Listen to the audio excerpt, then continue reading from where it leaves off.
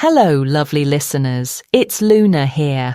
Let's start today with a question. Have you ever noticed how sometimes the smallest thing can set you off? Like someone ignores your message, or maybe you're cut off in traffic, or someone talks over you in a meeting. And suddenly you feel this wave of anger or frustration, and you think, why am I so bothered by this? Well, I want to share something I've learned, both as a teacher and just as a person. Our anger usually isn't about the surface event. It's about what that moment touches inside us. For me, I used to get really upset in meetings when I felt unheard. It wasn't just about that one meeting. It was about old feelings of not being listened to, maybe from childhood or past experiences. So, when you feel that flare-up, it's often an old wound being poked, not just the current situation. Recognizing that is the first step to changing how we respond.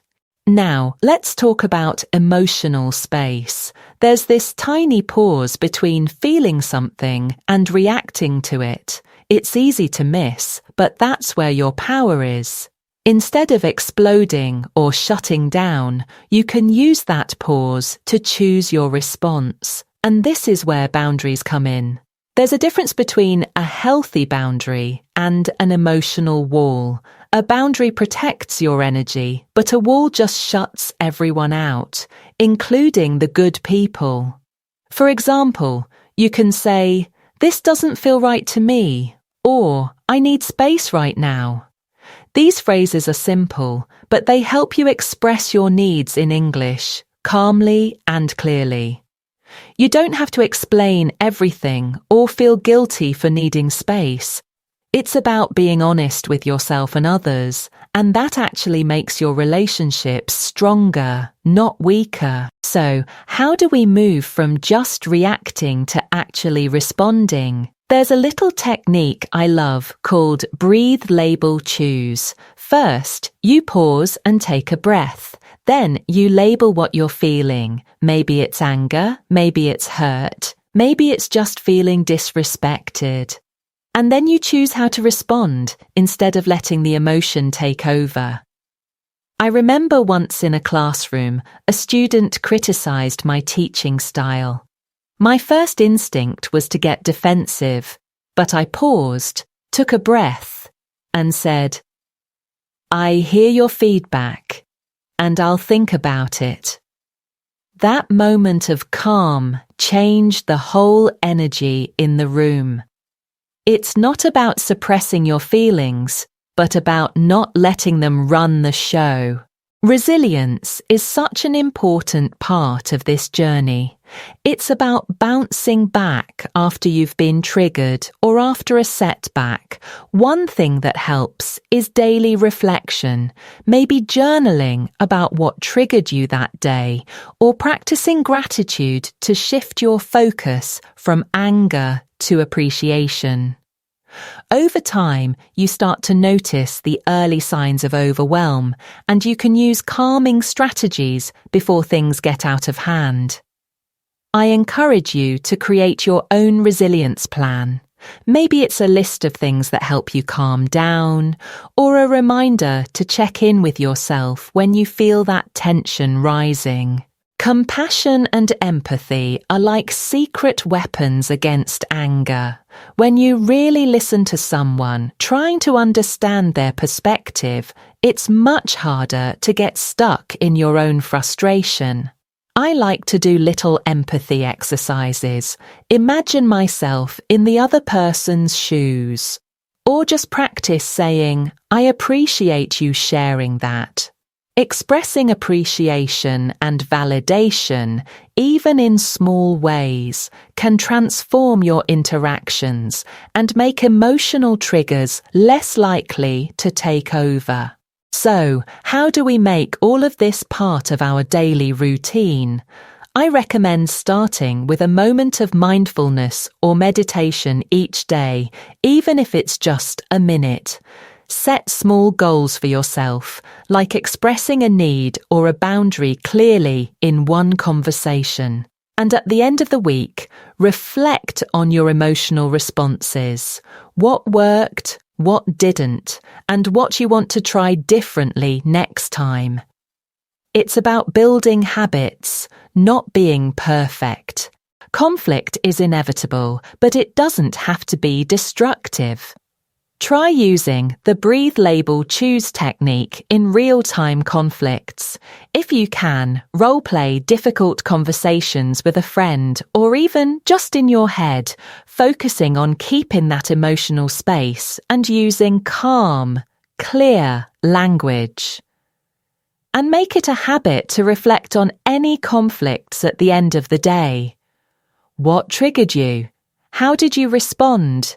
And what could you do differently next time? Emotional growth isn't a one-time thing, it's ongoing.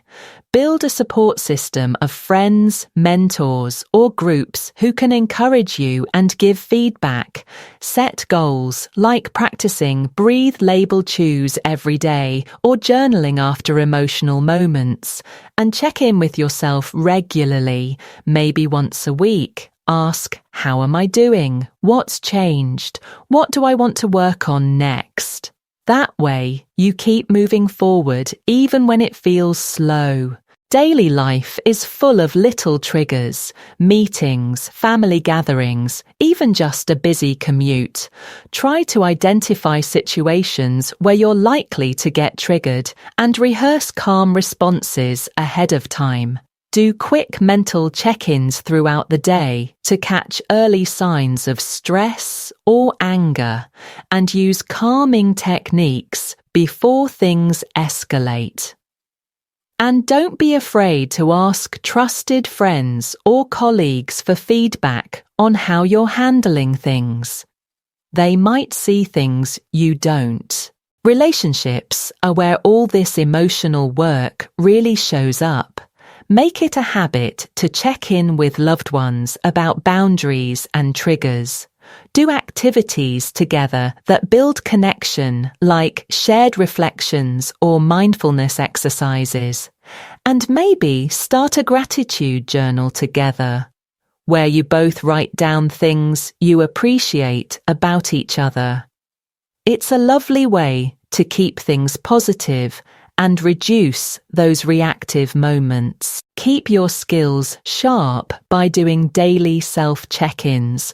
Pause in the middle of your day and ask, how am I feeling? Set goals like using breathe, label, choose in 3 situations each week and keep seeking feedback from people you trust. Sometimes just hearing someone else's perspective can help you see where you're growing and where you might need a bit more practice. Schedule regular check-ins with your loved ones to talk about boundaries and triggers. Try doing mindfulness or reflection activities together to deepen your connection. And keep up a joint gratitude practice. It really does help to focus on the good, especially when things get tough. Emotional literacy is about being able to name and describe your feelings with precision. Practice using specific emotion words in your conversations, like saying, I feel disappointed, instead of just, I'm upset. Ask clarifying questions like, can you tell me more about how that made you feel? And maybe keep an emotion journal where you write down new words you learn and how you use them. The more you practice, the easier it gets to talk about feelings openly. Make emotional check-ins a regular part of your relationships. Share your feelings openly and listen actively when others do the same.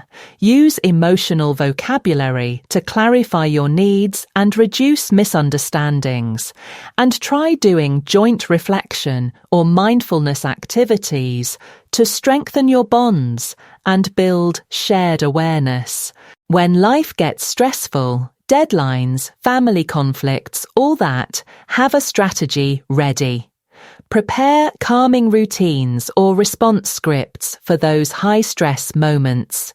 After a tough interaction, review what triggered you and how you responded so you can spot patterns and improve your techniques. And try to make decisions that align with your values and emotional well-being, even when things are complicated. For real, lasting change, create a personal growth plan. Maybe that means daily mindfulness, weekly reflection, and monthly progress reviews.